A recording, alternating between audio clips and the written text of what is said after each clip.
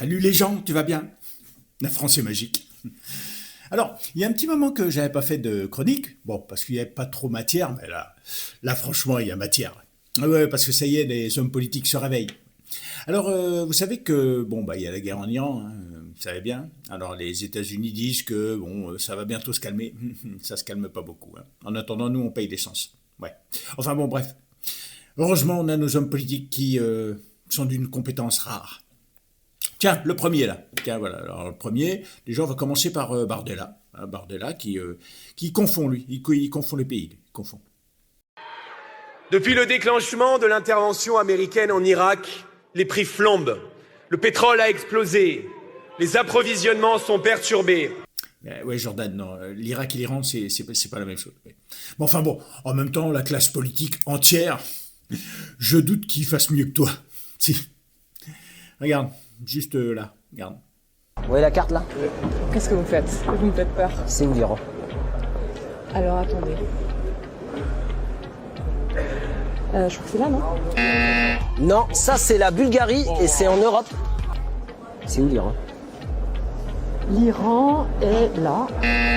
Non, l'Iran ce n'est pas la Turquie, mais on se rapproche. Où l'Iran? Hé, c'est lequel l'Iran? C'est par là? Choisir. Non. C'est lequel? Je pense que c'est celui-là. Je suis pas sûre à 100%. Non, ça c'est l'Afghanistan. Bah c'est par là quoi. C'est où l'Iran? Aïe, aïe, aïe, aïe, aïe, ça y est, échec et mat. Ouais, alors, heureusement, on a Elisabeth Borne. Ouais, parce que virés par la porte, ils reviennent par la fenêtre, tous ces gens-là. Alors elle a créé son propre parti. Ouais, parce qu'elle s'affranchit un petit peu de tout le monde. Là. Bâtissons ensemble, ça s'appelle. Ouais. Elle qui s'est acharnée plutôt à détruire, mais bon, maintenant elle bâtit. Ouais, elle bâtit. Alors elle s'est accoquinée avec... Hein, vous avez vu les deux là? Oh, Dupond-Moretti et puis Agnès Buzyn. Ouais. Ah, le trio là, ouais, ça inspire confiance. Hein. Bon alors, de l'autre côté de la gauche là, non, c'est pas mieux. Vous voyez qui c'est Bagayoko? Oui, le maire de Saint-Denis, là, le nouveau maire. Il fait beaucoup parler de lui, là. Ouais. Alors lui, on l'a interviewé, mais il a montré un sens de la démocratie. Il faudrait peut-être qu'on lui redonne la définition du mot.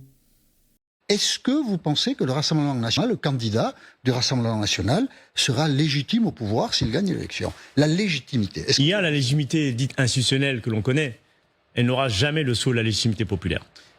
Mais voyez, c'est ça qui...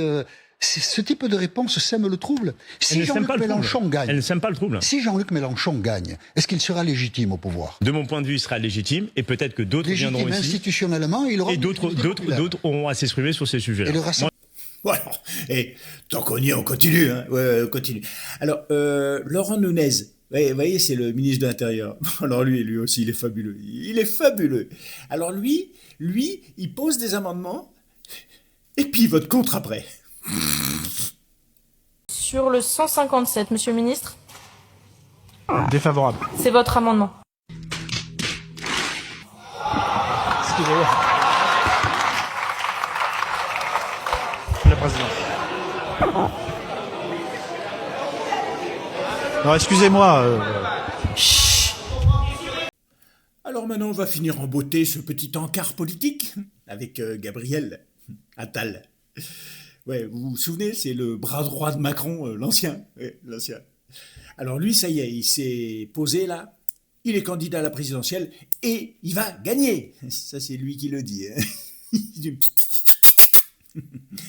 Alors là, il a montré tout le niveau de sa compétence. Ouais. Il l'avait déjà montré avant, hein, mais là, il confirme. C'est-à-dire qu'on raboterait encore l'assurance chômage selon vous? C'est pas une question de raboter. Oui, enfin c'est ça. Oui, c'est aussi incitatif pour reprendre un travail. C'est non pas supprimer l'assurance chômage, mais se mettre dans la moyenne des pays européens. La réalité, c'est que... C'est quoi la moyenne? Non, mais ce que j'avais proposé, moi, c'était autour de 18 mois d'indemnisation, par exemple. On est à 18 mois, je crois, aujourd'hui. Non, j'avais proposé ou alors j'avais proposé de passer, bref. Parce qu'on était à 24 mois avant et là, maintenant, on est passé à 18. C'est ça. Et en fait, on va faire une nouvelle proposition sur le sujet. J'ai plus en tête exactement, ça date il y a 2 ans, ce que j'avais proposé dans ma réforme. Mais en tout cas, l'objectif, c'est de réduire pour se mettre près dans la moyenne. Non, j'avais proposé ou alors j'avais proposé de passer, bref. Bon, alors on va passer à autre chose maintenant, parce que... Enfin, j'espère que vous n'êtes pas trop terrorisés chez vous. Non, rassurez-moi, parce que, oui, il y a l'antavirus. L'antavirus, oui, c'est la nouvelle pandémie mondiale. Bon, le virus s'est calmé là parce qu'il y a l'affaire Patrick Bruel, donc il a autre chose à foutre. Il va revenir dans quelques instants. Enfin, en attendant, j'espère que cette histoire d'antavirus sera mieux gérée par nos politiques que le Covid. Hein. Vous vous souvenez du Covid ou pas? Tiens, regardez, j'ai trouvé un exemple de débilité profonde qu'il y avait à l'époque. Non mais regardez ce qu'ils essayaient de nous faire avaler. Au milieu des baigneurs, un homme protégé de la tête aux pieds arrose le sable avec minutie. Il est en train de le désinfecter. Tout le monde est prié de plier serviette. On sera dans l'obligation de partir ou de déménager et d'aller un peu plus bas et puis laisser faire leur travail. Je pense que c'est pour le bien de Cannes. Ce qui est projeté est essentiellement de l'eau de mer, pompée à proximité par cette barge.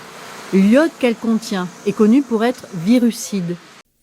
Et ouais, c'est quand même incroyable ce qu'ils ont réussi à nous faire avaler. Hein. Rétrospectivement, c'est dingue. Enfin, en attendant, ça a coûté un bras à la Sécu. Hein. Ah ouais, avec tous les histoires de masques, de vaccins, etc. Ça a coûté un bras. Bon, depuis ça a changé. La Sécu va beaucoup mieux. Tiens, la preuve. J'ai trouvé un reportage sur un jeune qui s'est fait gonfler les lèvres. Ça te va super bien, garçon. Ouais. En attendant, nous, on cotise. J'ai vu sur tes réseaux, Johan, que tu avais dit que tu avais refait plus de 13 fois mes lèvres. Des injections aux lèvres. Ah oui, c'est vrai. Hein. C'est énorme. Oui. Bah, vraiment, c'est énorme. Mais en fait, c'est un cercle vicieux. Tu commences une fois, t'es gonflé, ensuite tu dégonfles parce que t'es moins sous le choc, mais tu veux que ça soit gonflé. Et là, c'est un cercle vicieux. Tu continues, tu t'arrêtes plus. Il te retire le silicone. Il t'ouvre l'intérieur des lèvres. Il gratte? Bah, il retire. J'ai déjà le rendez-vous de prix. Ça fait un scandale d'ailleurs, je sais pas si t'as suivi, parce que c'est pris en charge par la sécurité sociale. Mais bon, moi je vais pas cracher dessus. Et les utilisateurs des réseaux sociaux te reprochent d'utiliser l'argent du contribuable. Sauf que moi, on te dit soit tu payes, soit c'est gratuit. Personne va dire je paye. Enfin, je sais pas, c'est logique. Et c'est pas moi qui décide les lois, c'est pas moi qui décide de la sécurité sociale. Moi, je prends ce qu'on me donne. Oui, en fait, ils te reprochent d'utiliser certainement l'argent des impôts des Français pour réparer une erreur que tu as faite de façon arbitraire. Mais en fait, on me dit, oui, c'est à cause de toi qu'on rembourse pas, par exemple, des lunettes. Mais moi, je suis pas responsable de malheur du monde. On me le propose. Je vais pas dire, non, je paye parce que quelqu'un n'a pas eu ses lunettes remboursées, je sais pas. Parce qu'elle coûte combien cette opération? Ça coûte cher, hein. Je sais plus combien il m'a dit. J'ai un devis en plus, exactement. Je sais plus, je crois que c'est 2300. Ouais, alors tout ça mis bout à bout, hein, ça énerve un petit peu quand même. Oui. Bon allez, on va finir sur une note un peu plus légère, c'est mieux. Heureusement, la vie continue et en France, il y a plein de gens qui vivent de leur passion. Et alors, je suis tombé sur une vidéo d'un imitateur de Claude François qui fait l'ouverture d'une boulangerie. Alors, je la trouve géniale. Garçon, si tu vois ma chronique, je te jure, c'est pas une critique. Mais franchement, je t'adore. Parce que ta motivation, t'en veux avec ta Claudette. Allez, on y va tous ensemble. Ouais, fais gaffe à la vitre quand même derrière. Si j'avais un marteau, je cognerais le jour, je cognerais la nuit, j'y mettrais tout mon cœur, je bâtirais une ferme, une grange et une barrière, j'y mettrais mon père, ma mère, mes frères et mes sœurs, ce serait le bonheur. Allez, on chante tous en chœur, plus fort. Un peu plus fort. Si jamais. Bon, alors évidemment, on pouvait pas parler musique sans parler cinéma. Bah non. Je vais vous mettre un extrait d'un film. Alors là, on est dans le nectar. Oui. Là, tout le budget a dû être mis dans les effets spéciaux. Parce que franchement, apprêtez-vous à être terrorisé. Spielberg tremble.